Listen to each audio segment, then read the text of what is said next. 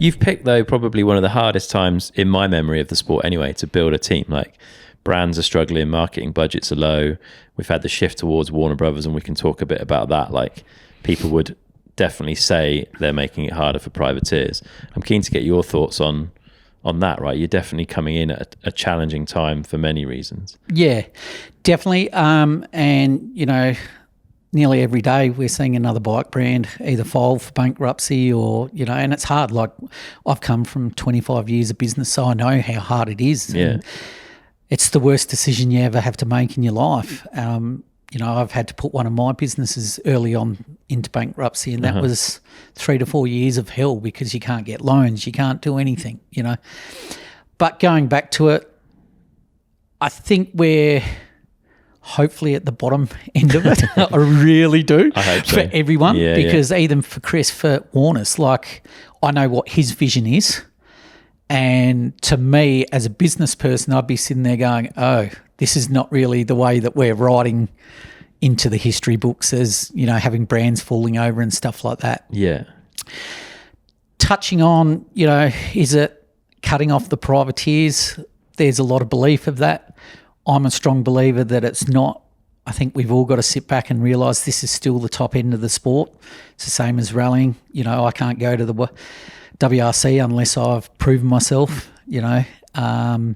So I still believe there's a lot of options. Australia and New Zealand jumped on it really quick this year, and I have to give them praise on that we had 4 or maybe 5 continental rounds.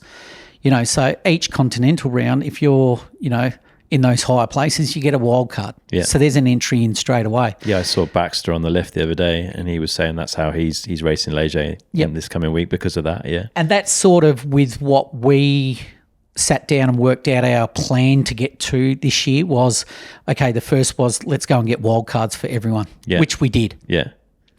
Then with that, we gained points. You know, Malik's in the top 100, Zach's in the top 100, and Bella's in the top 100. So even if we didn't get team wild cards, we still had that as a backup. Okay. And third, we had federation jerseys. So there is definitely ways to do it. And, you know, there's people coming over still as privateers, like, you know, Raw Racing out of Australia. They're not a UCI team this year. But one of their riders got into the elite finals at Andorra, which is awesome, it is in incredible. A fair jersey. So, you know, I don't think the answer is that it's cut it off to everyone. I think these days, if you want it, you'll make it there, and it might cost you some money. But at the end of the day, we're in an expensive sport that, you know, the average bike's $15,000. Yeah, it's not a cheap it's thing not to a take cheap part thing. in. Yeah. No. And so you guys, your presence at a World Cup at the minute has been based off a team wildcard. Is that fair? Yeah, so we've been lucky that we've had a wild card for every race. Yeah. And I think that will continue through to the end. We've never done America before. It's in their contracts that if they're at a certain level, we'll go on to America. Okay. So we're just investigating that at the moment. If financially, 1, we can do it. Yeah. And 2, the logistical side of it. Yeah, I was going to say, how does that work, right? Yeah, like we don't even have a bike stand over there or anything like that. So that then we'll come back to talking to people at Leger this week, and hopefully between all the people we know, we might be able to get a bike stand or a couple of bike stands so we can, you know, pit out of the car park or something like that, just to make sure that these kids can get to what they need to do. Continental did put up some pit space last year maybe for various people. That's what sort of Athens have done for the last couple of years, and I think that's a massive help because to get gear over there just for 1 or 2 rounds is a huge cost. Like, you know, that's insane. There's talk of other continents next year, which, you know, that's going to face the same thing is, you know, teams don't have the trucks there and stuff like that. And people probably don't understand is we're not the F1, we're not WRC, we're not Superbikes, where they're air freighting containers in full of their workshop stuff, you know, so we've got to think on our feet and sort of take what we can carry and do our best. I'd heard that potentially there was some consideration of like the organisation, Warner Brothers, I guess, creating pit space and flying stuff in so that you guys just turn up and you have your pit space and most of what you need there, and the mechanics just come with a toolbox and a bike kind of thing, which would make sense for South Korea. I think it definitely would benefit.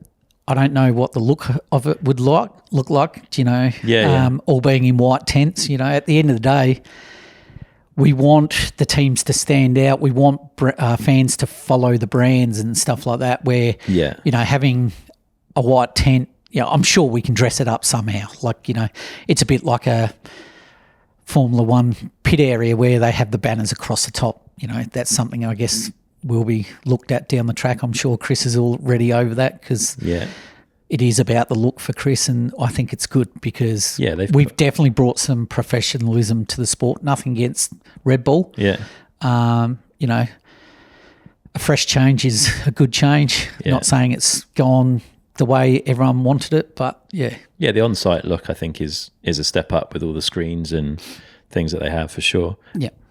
How far in advance do you find out about getting your team wildcard place? Because they announce it like 2 or 3 weeks before, don't they, online? But do you get some more heads up? Because there's a lot of logistics to do, right? Well, it's probably about a week or two before that. Okay. Yeah, so it's not far out. No. That's where, going back to the planning in Australia, we basically got 3 to 4 wildcards per rider. Okay. So my whole thought was, if we got to the first couple of events and we had to use the wild cards and the riders were in the top 10, is it really fair if they said no, they couldn't attend the events? So there was a bit of madness to my theory and it's paid off. You know, at the end of the day, I believe that the feedback we've had from Warner's, we're doing the right thing. You know, they don't want the guys rocking up in vans anymore and stuff like that, and you know, we're all in team uniform, as you said. You know, either our staff are in the same team uniform walking around. You know, and just the respect we're getting from other teams, we're definitely doing the right thing. So it's not that they don't want privateer level people, it's that they don't want the privateer image kind of thing. Does that make sense? Like they want to bring people into the sport, but they want it to look good, which I can understand. Yeah, and I think as well, just touching on that, coming from a business point of view, is that, you know, if we've got, let's say, 20 World Series teams, that means they're dealing with 20 team managers for that. Then they're dealing with 8 to 9 wildcard team managers. That's not too bad. That's 29 people. But then if we've got 300 privateers, something goes wrong, they've got to deal with 300 people that really are looking after one person. You know, and I hate saying that, but, you know, I see it from both point of views. Like, I think there definitely had to be some professionalism come into the pit area. And you've seen it this year that, you know, all the teams look good. The fans like walking around to the pits. You know, FMD's massive standout. I just can't believe he's done that in his own back shed. You know, and I look up to him too by just going, he's sort of where we want to be in a couple of years' time. Yeah, they started where you guys started, right? Yeah, and I think when you look at it, is the teams that have got that family support behind them, to me, I might be biased, but they're the ones that stand out. You know, to me, I still look at Special Gravity that's a family-run team. It's Laurent's family. It's, you know, yes, they're the factory team for Specialized, but, you know, Laurent's told me how that works, and I think most people will be surprised that, you know, it is Laurent doing all that, you know, with his team, and he's, you know, basically started off the same as what we did too. So, you know, really, and Tony's exactly the same with FMD, like. Yeah, it's good. It's nice. And it's a good atmosphere to be in, right? Like traveling as a family together. If you've got that family vibe, then the team is probably going to do all right. Like they're going to perform. Yeah, and obviously they're all the same. They want results too. You know, I want results at the end of the day, but not having sort of that factory feel of where, you know, you've got share stakeholders wanting to see the return and stuff. That's where, you know, it builds up more pressure on the factory riders then, you know, where having that sort of family feel is, we all get disappointed. We all get sometimes pissed off. But that's fair. At the end of the day, we can still, you know, people have off days. And that's, especially in our sport, you have a crash in qualies, it's going to bash them around for finals. Yeah, you're kind of screwed these days. Yep. Yeah, for sure. So your riders that have earned wildcards from continental events, do they keep those wildcards if they race under a team wildcard? Or do they lose that? Not 100% with the rules there. Like we're entering as a wild card team, so technically they haven't used their wild card personally, but I believe that they just go to the wayside after this season, which is a bit of a pity, but that's part of the Warner Brothers structure, and you know we're going to have to go home to Australia and work on that for next year. Which in a way is good, right? Because it's driving people to go and race at home, or like to race those races that, I don't know, in the UK feel unattended. I don't know how it is in Australia, but like to get from the point where we've to get to the point where we've got a pyramid of racing where World Cup is at the very top, those races in the middle need to have people there, right? And without a doubt. And, you know, like I think a lot of the younger kids get a bit caught up with the Continental round and the IXS that it's not TV coverage. But at the end of the day, there's that many kids out with videos and stuff like that. You've got to make your own TV. Yeah. You know, I think that almost hits home more to brands these days. Yeah.